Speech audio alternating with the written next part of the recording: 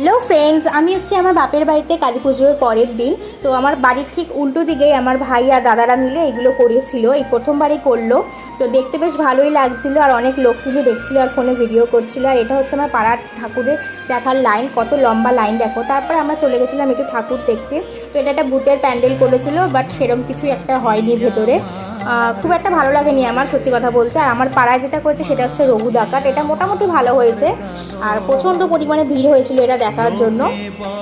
তো তারপরে ঠাকুর দেখিয়ে আসার পরে রাত্রেবেলা একটু বাজি ফাটানো হয়েছিল। এই বাজিটা কিন্তু খুব সুন্দর ছিল, এটাকে ঠিক কী বলে, কী বাজি বলে আমি ঠিক বলতে পারবো না, কিন্তু বেশ অনেকগুলো ফেটেছে, প্রায় 50টার মতো। তারপর একটা সেল ফাটানো হয়েছিল, এই সেলগুলো আমার খুব ভালো লাগে। আমার সবথেকে ভালো লাগে কিন্তু সেল বাজির মধ্যে, আর হচ্ছে তারাবাতি।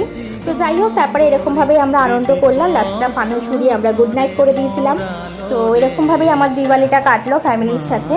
তো চলো, দেখা হচ্ছে নেক্সট ব্লগে। সবাইকে টাটা।